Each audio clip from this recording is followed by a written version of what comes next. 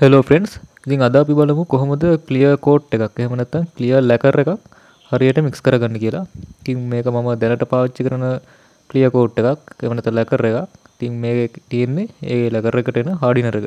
මේ lacquer එක මේ තියෙන hardener එක.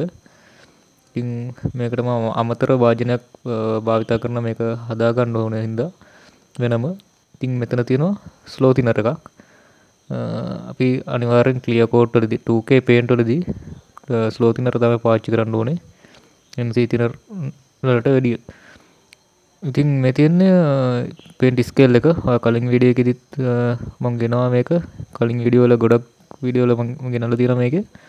ඉතින් අපි බලමු කොහොමද මේ ක්ලියර් කෝට් එක හරියට මික්ස් කරගන්න කියලා. ඉතින් මුලින්ම මම ලැකර් එක මේ ආකාරයෙන් විවෘත කරගන්නවා. ඉතින් ඕනෑම වර්ගයක ලැකර් එකක් මේ ආකාරයෙන් තමයි මික්ස් කරගන්නේ. ඉතින් මේක හතරට එක පැත්ත සහ දෙකට එක පැත්ත කියලා මාක් කරලා තියෙනවා ඔයාලට පේනවා. ඉතින් මේක දෙකට එක ලැකර් එකක්, දෙකට එක අනුපාතයට එන ලැකර් එකක්. ඉතින් මම මේක දෙකට එක පැත්ත භාවිතා කරලා තමයි ස්කේල් රූල් එකේ දෙකට එක පැත්ත භාවිතා කරලා තමයි ලැකර් එක හදන්නේ. ඔයා හතරට එක ලැකර් එකක් නම් ස්කේල් එක පාවිච්චි කරනවා නම් හතරට එක පැත්ත දාලා ලැකර් එක හදාගන්න තමන්ට අවශ්‍ය ප්‍රමාණයට. ඉතින් මේ වෙලාවේදී මම ගොඩාක් ලොකුට ලැකර් කරන්න පොඩි පැනල් එකකට ගහන්නේ. ඉතින් මට අවශ්‍ය ප්‍රමාණයට මම මුලින්ම ලැකර් එක දා ගන්නවා. ඔයාලා මගේ වීඩියෝ කලින් ඉඳලා බැලුවා නම් කොහොමද මේ ස්කේල් එක භාවිත කරලා හරියට වැඩ කරගන්න කියලා දැනටමත් දන්නේ නැති. ඉතින් මම මේකේ අංක 2 ගාවට තමයි මේ අඟිල්ල තියෙන හරියේ අංක 2 ගාවට තමයි මම ලැකර් එක දාගෙන තියෙන්නේ. ඉතින් ඔයාලට අවශ්‍ය ප්‍රමාණයට අඩු වැඩි කරගෙන ඒ අංක ප්‍රමාණයට දාගන්න පුළුවන්.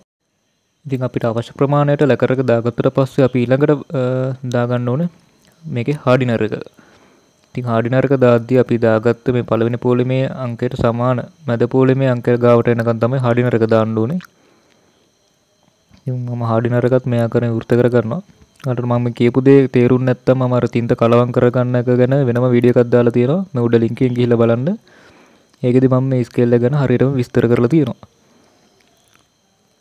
ඉතින් මම hardener එක මේකට දෙකට එක අනුපාතයෙන් හින්දා අපි දාගත්ත ප්‍රමාණයට වඩා භාගයක්. ඒ කියන්නේ මේ අංක දෙක මැද පොලෙම අංක දෙක ගාවට එනකම් මම hardener එක දාගෙන තියෙනවා. ඉතින් දෙකට එක කියන්නේ භාගයක්, හතරට එක කියන්නේ කාලක්. ඉගෙනලා ඔයා මිෂරින් කප් එකක් භාවිත කරනවා නම් මෙන්න මේ වගේ මම කලින් වීඩියෝ එකේදී පෙන්නුවා. මේ වගේක් නැත්තම් ඔයාලට පුළුවන් මේ වගේ 50 100 150 200 වගේ දාලා තියෙන කප් තියෙන කඩෙත් ගන්න. ඉතින් මේකකදී ඔයා හිතන්න උදාහරණයක් ඇටියට මෙතන ඔයා 100 ගාවට එනකම් ලැකර් එක දැම්මොත් දෙකට එක පැත්තකට කියන්නේ දෙකට එක ලැකර් එක ගන්න 100 ගාවට එනකම් ලැකර් එක දැම්මොත් ඔයා 150 ගාවට එනකම් ඔයාට hardener දාගන්න පුළුවන්.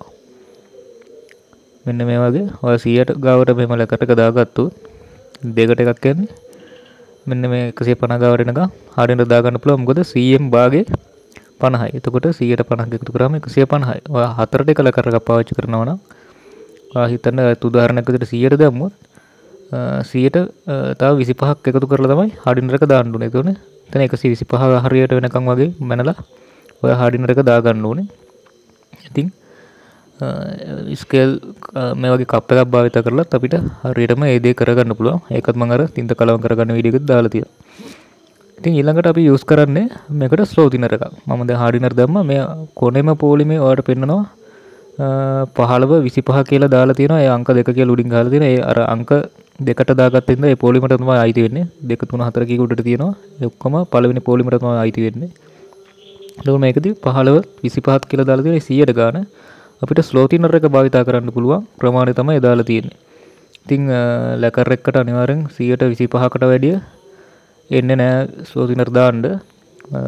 ඩිබ්බා එක වුණත් නිපෝන් එක වුණත් මොන බ්‍රෑන්ඩ් එක වුණත් දෙකට එක ලැකර් එක උපරිම ඉන්නේ 125ක් තමයි. ඉතින් මේ ලැකර් එකෙත් මම මේ පාවිච්චි කරන බ්‍රෑන්ඩ් එකේ 125ක් hardener ස්ලෝ තිනර් එක දාන්න පුළුවන් කියලා තියෙනවා. ඉතින් මම ස්ලෝ තිනර් එක 125 ගාවට එනකම් දාගත්ත වට එක තේරෙන්න ඇති. ඉතින් ඒ විදිහට දාලා තමයි මම මේක මේ ආකාරයෙන් මික්ස් කරගෙන අර කලින් ප්‍රයිමර් වීඩියෝ එකේ පෙන්වනා වගේ මම පේන්ට් ෆිල්ටර් එකක් භාවිත කරලා ගන්න එකට දාලා තමයි මම මේක පැනල් එකට ස්ප්‍රේ කරගන්නේ.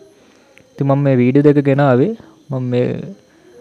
දෙක ගෙනාවේ ඔයාලට ඊට පස්සේ මම වීඩියෝ එකක් ගෙනාවා කා එකක් කොහොමද ෆුල් පේන් කරගන්න කියලා.